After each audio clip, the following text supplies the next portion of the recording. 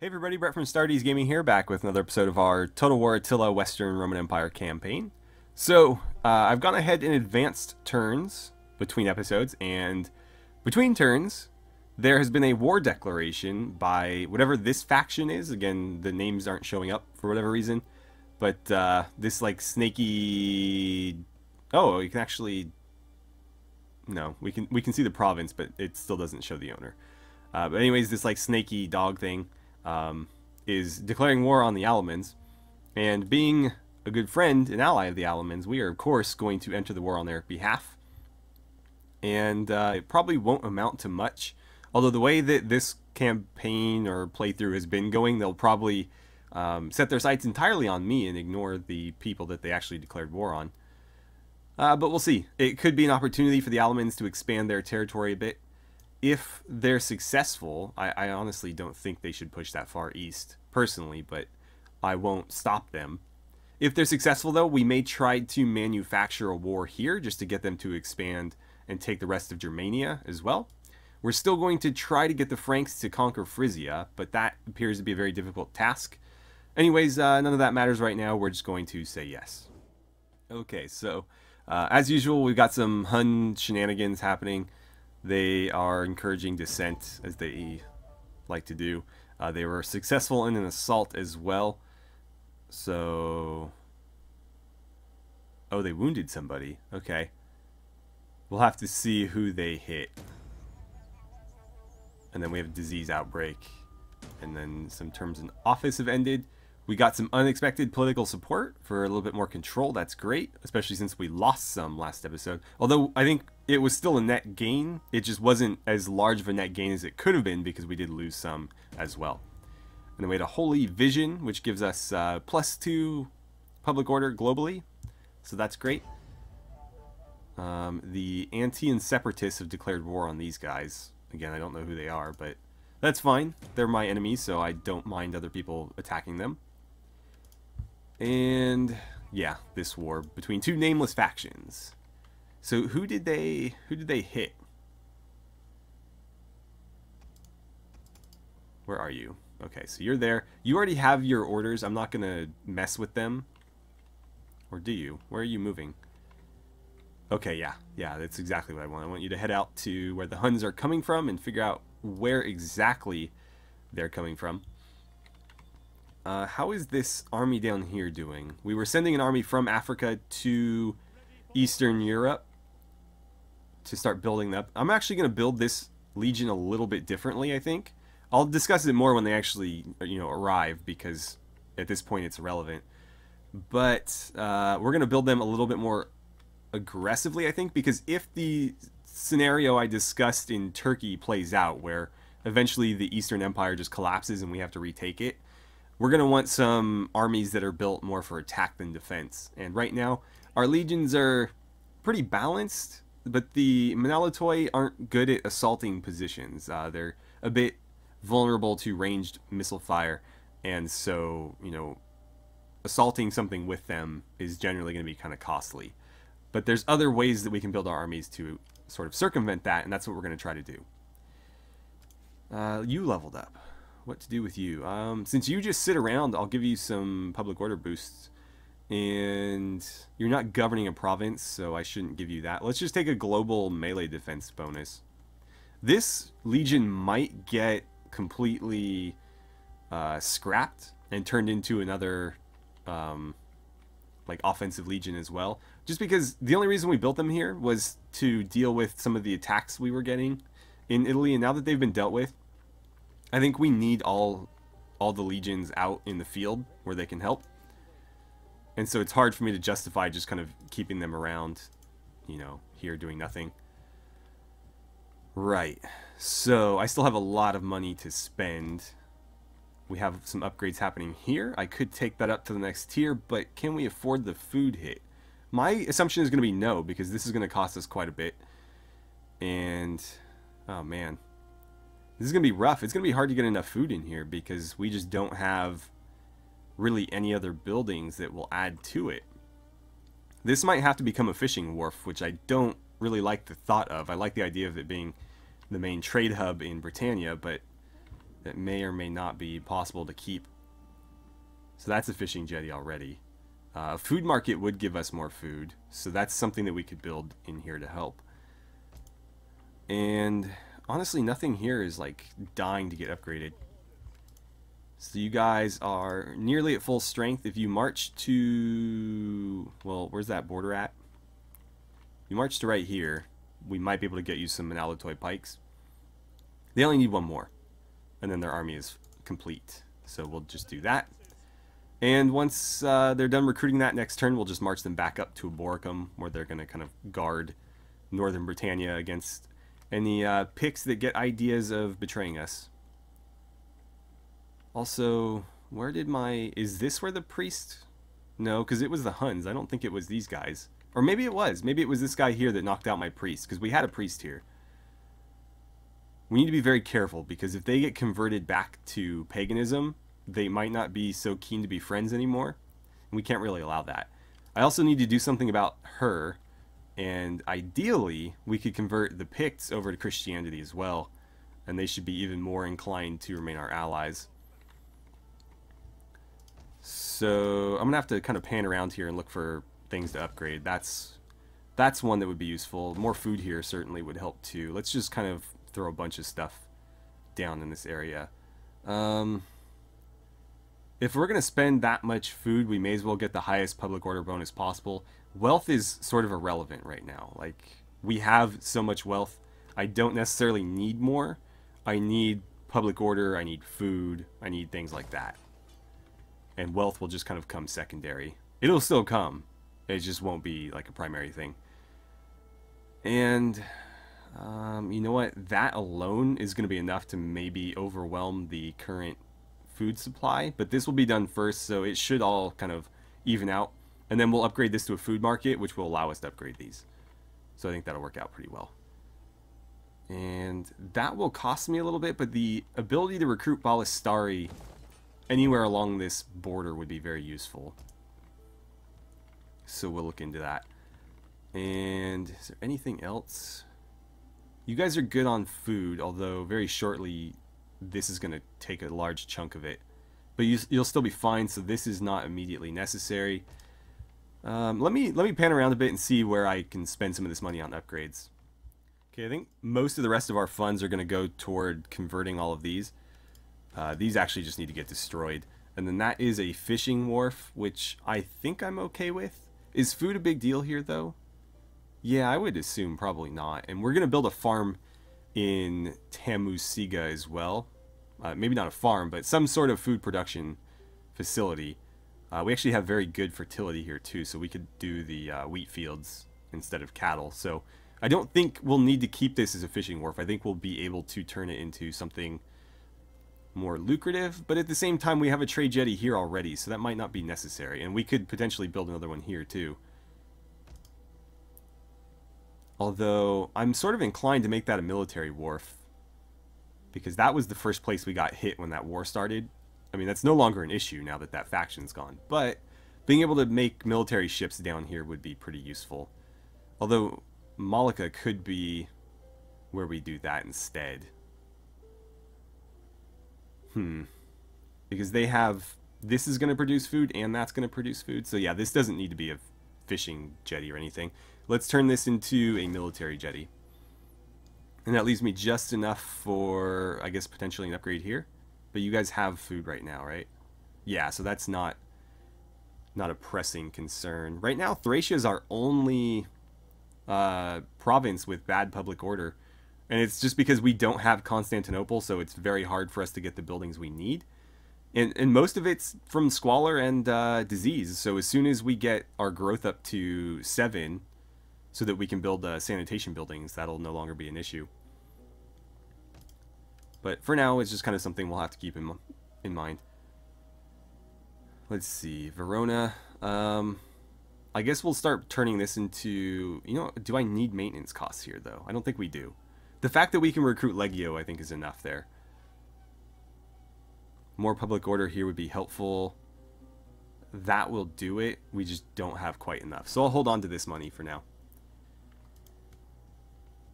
And let's see, you guys already got your recruitment happening, right? Yes, perfect. So who do we move? Who do we move? Let's see. You guys are still in force march. Let's get you out of that stance. And, I mean, we are going to need to deal with them. They could still be a threat to that settlement, although I highly doubt it. How's public order here looking? It's actually doing pretty well. And it would be fine without any military presence even. So, let's start shifting you guys. I'm going to force march you again. I know I just took you out. But start marching toward Caesarea, or Caesarea, or whatever the hell that's called. And let's force march you guys to Tingis. And that will give us some military presence still, but still shift them significantly, you know, further east. These guys will deal with this army unless they flee or something. And we'll just kind of keep shifting east because that's where all the threats are now. I really hope the Garamantians do claim this. I don't want somebody else to take it. I raised it so that they would, you know, repopulate it, but they seem reluctant to do that at this point.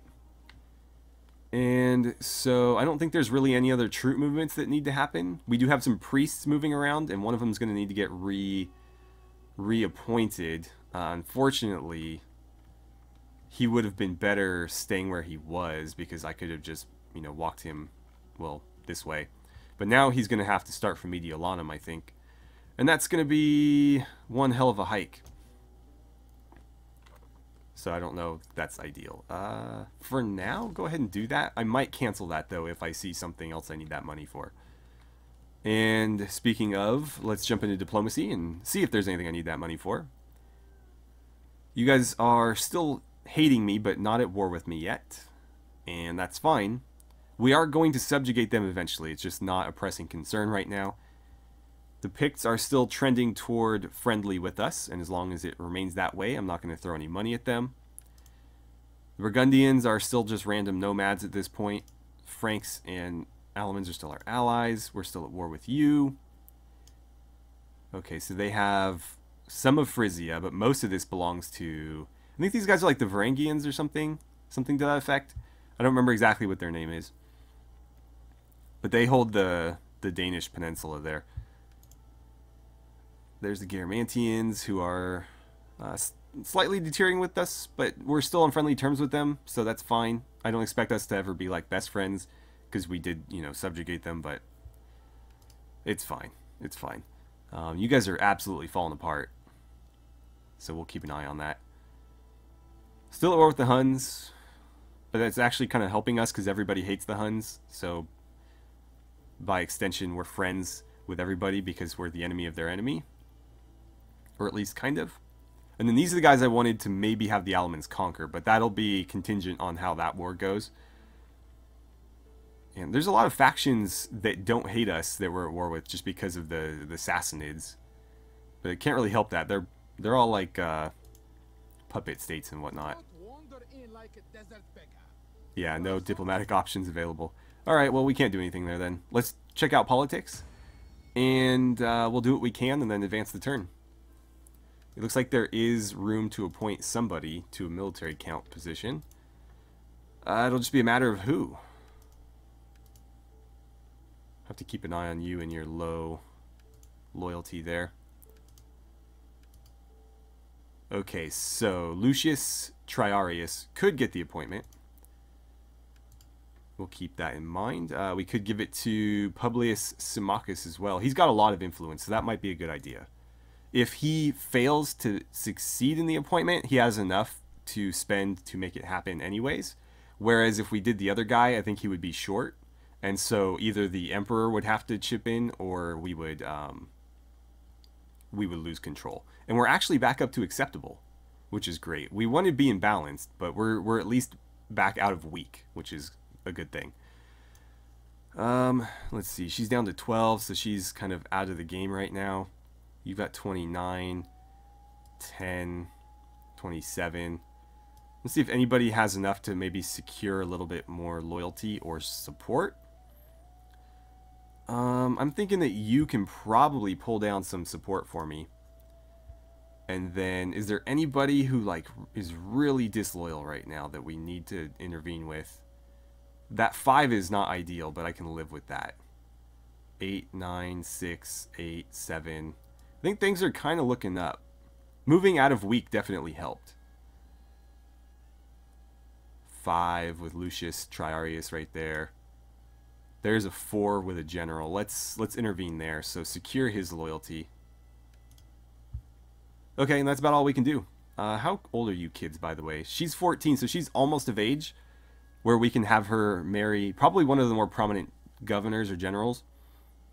We'll try to find somebody closer in age to her. We're not going to marry her to an old man, but it's going to be definitely a political marriage. And then we have 2 sons that aren't, well, I mean, they're kind of a long way off still, but at least they're not like tiny children. And let's see, you're 11, so you're not far behind either. And you're the son of Bacchus. Okay, you guys haven't had any... Did both of your children die, or what's going on with that?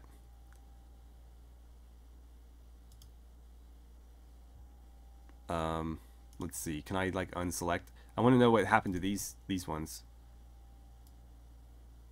I think, no, because they'd be grayed out like that if they were dead. I think it's still trying to like secure loyalty or something. I just want to see what these people, what their deal is. Okay, yeah, so they're just regular characters. She's 9. She, excuse me, is also 7. Alright, that's not too bad. Got a lot of kids that might eventually come to prominence, but let's go ahead and end our turn. And, oh, we got to level up. You are a governor. Let's take the free public order right there. And I'll probably do 2 points into that because that's just a nice flat 4 bonus. And with the next one, I'll probably lower corruption a bit because that should see a nice little boost to our income. In fact, I'm curious to see how much it would give me now. Okay, I didn't quite catch that. So I think it was like 200 gold per turn. Yeah, give or take. Sure, let's do that. Alright, so again, the Alamans are drawing the ire of their fellow Germanic tribes, although these guys are a bit far east. They might not actually be Germanic. But no, I think they are. Anyways, they have, or excuse me, the Burgundians have declared war on the Alamans as well. We are, of course, going to enter the war on their side. We can't afford to lose this alliance. I don't know that the Burgundians are much of a threat. They have been nomads for a while. They don't start as nomads, so it means they were effectively defeated by somebody. Okay, it looks like... What faction do you belong to? I would imagine probably the Geats. It looks like one of their priestesses failed miserably trying to encourage dissent and was wounded for her efforts. Apparently we have a Hunnic shaman preaching intolerance, whatever. More disease, and... Oh, Marinus' term in office ended. We'll have to get him reappointed. So political obstruction. There we go. Got it. Happened exactly as I was predicting. Well, I didn't predict it, but I said it was likely to happen. And so my choice paid off here because he does, in fact, have enough influence to secure his own appointment. And that works out pretty nicely for us. Because otherwise it'd be 15 from the Emperor, but instead it's 10 for him, and that gives him less influence to use against us. Oh, crap. She failed, and we lose control. So that's the worst thing that could have happened. Really? Twice? Oh, my God. And that's going to significantly shift the balance of power. Minus 8%. Population surplus. What can we do with that? Not a lot, it would appear. Where would we want to use it? Like, there's not a whole lot of buildings that we need down here. If we upgrade this, they'll give us a bit more public order and more sanitation. Not that they necessarily need it here. They already have this. And that will give us even more public order and sanitation and a bit of wealth too at the cost of food. And how are you doing on food? 65. You know what? That should probably get upgraded. And I guess you can do that as well just to kind of keep pace. Okay, demolition complete on those. Let's keep an eye on that because we need to keep tearing them down so that we can build our own buildings in there. And is there anything else that you really, really need right now? It doesn't look like it. They're actually doing pretty well. I could upgrade that, but it's not immediately necessary. It seems like they're pretty balanced on food and public order if I went up with this, then I'd have to rebalance the public order, and it's just easier for me not to. Alright, so you're respectful. That's nice of you. Okay, so we have a priest ready for duty. Let's see. So it actually moved him to Colonia Agrippina. That's good, because he was here before. Had we been unlucky, we would have had to march him all the way back up from, like, Milan. But no, we're fine. So I'm going to make him go to Tusis, or whatever that's called, and we're going to try to convert the Picts to Christianity.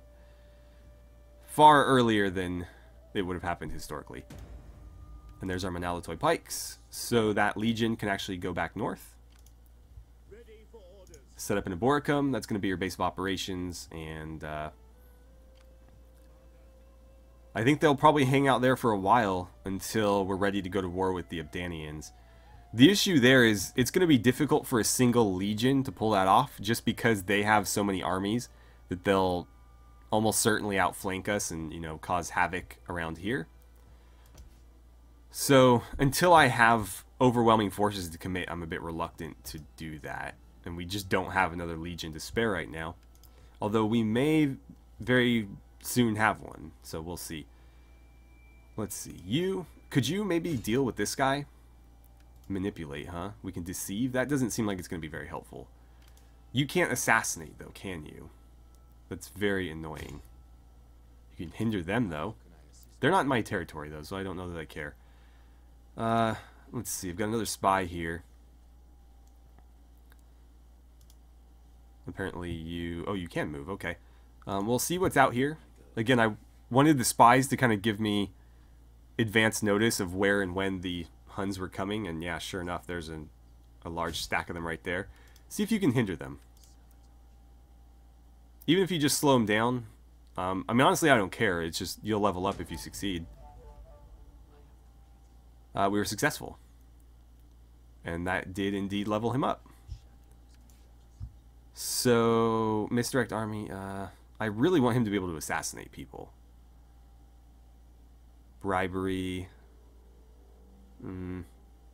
Corruption, scout ahead, gather intelligence. No, let's grab that because they do have a lot of spies in the area. And maybe I'll do misdirect army. Yeah, we'll do that. Over here, you can try the same thing.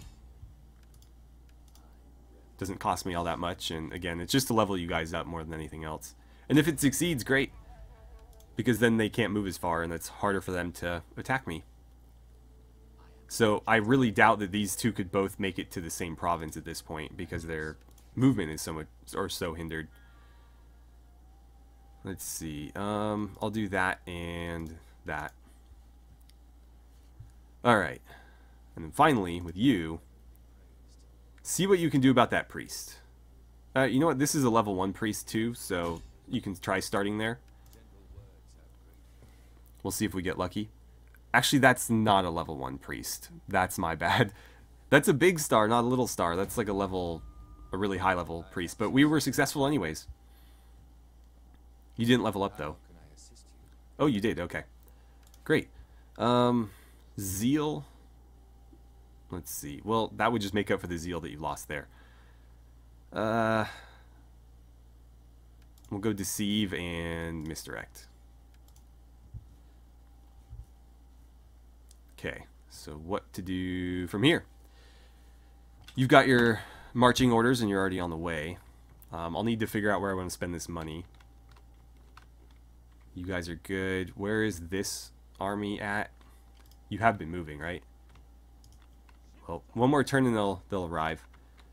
I actually might use them as an expeditionary force to send east and maybe try to help these guys out.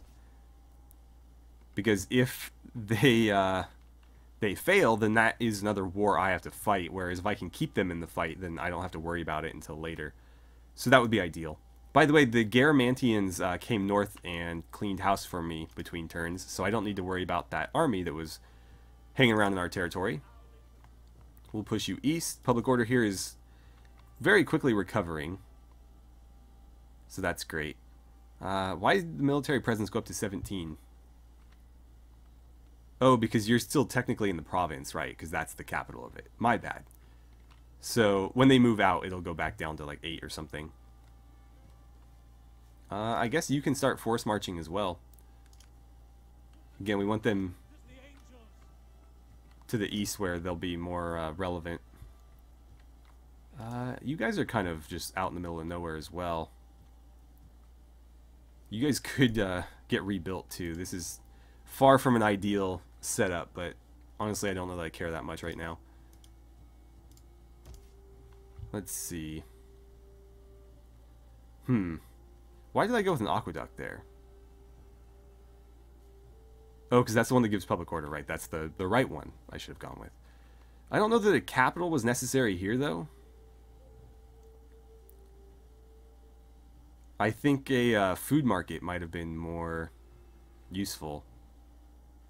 But we'll see. I'm not going to mess with it now. There's no point. How are you guys doing? Food actually would not be a bad idea there. How is your public order? It's pretty good, but you know what? These could get upgraded as well. And that'll kind of offset. Just the ability to recruit Legio, I think, is enough in most provinces that aren't housing a bunch of legions, so that'll be fine.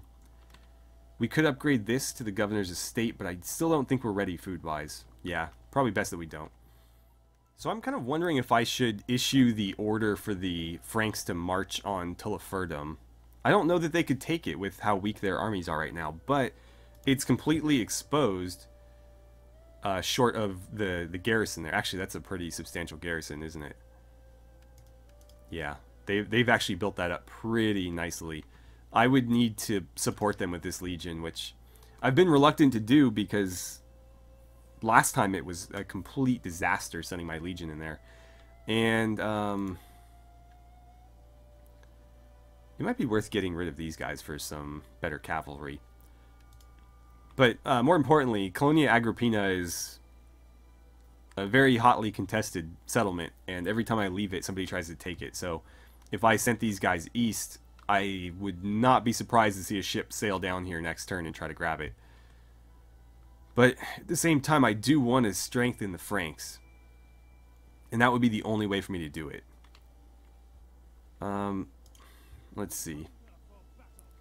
I'm going to march you exactly half of your movement allotment. Just to see if we can get better eyes on this. You know what? Go ahead and fortify right there. What's your garrison looking like? I mean, it's pretty solid. It's pretty solid. We've built it up pretty substantially, and we could actually add some more archers to it if we wanted. Although this might be... That gives me 2 archers as well. I don't know that it makes it any more resilient to attack, though. But you know what? I'm going to do it anyways. I'll do it anyways, and we'll see. We'll see. It does give me 2 archers either way and a bit more public order, so it is worth it. And... Oh, not you. How may I serve you? Yeah, I think I'm going to issue the war target now because it always takes them forever to actually respond. So we'll issue that. I hope that the Alamans don't go up there and take it. If they do, I mean, fine. They get stronger and the Franks become kind of irrelevant. But I'd rather the Franks conquer Frisia, and then we have 2 strong allies on our eastern border instead of 1. But either way, we're going to have a stronger ally on our border, and that's the most important thing. I need to be able to upgrade this, but I think the technology that we need cuts off other buildings, and that's why I haven't done it yet. Yeah, so it disables the legacy technology natural philosophy, which is one of these, which means no more theaters, amphitheaters, or libraries, which is kind of brutal. So I think I was trying to build all of those before I took that upgrade, just because after that we can't. So we may as well get them while we can. And it only takes, you know, up to tier 3 to cap it, so it's not like it's that hard for us to do. In fact, that's what I'll probably focus on from here on out is I'll go through and see if there's any that need to be upgraded to amphitheaters and start doing that just so I know that we're not going to lose out on the opportunity to get any more. I think we're doing pretty good, though. The Huns are not able to break through our line. They shouldn't be able to make any sort of headway this next turn because we did take a chunk out of... Oh, that's your integrity. We can't see your movement allotment. But we were successful on both of these, so they shouldn't be able to move as far as they would normally be able to. And let me check the time. So we're actually like right where I like to end these. So I'm going to end the episode here, and I'll figure out what to do with that last little bit of gold. Actually, before we end the episode, I'll go ahead and do my appointments. The Master of Offices is, of course, Marnus Sallustius, and we're going to reappoint him. It's going to cost him nearly all of his influence, but it'll be worth it because he gains influence faster in that post. He also lowers construction costs across the entire empire. And he's part of our family, so we want him in the highest post and not somebody else. And that's where we'll leave it. So, anyways, thank you guys so much for watching. I had a great time playing some Total War Attila with you, and I look forward to seeing you guys back here for the next episode.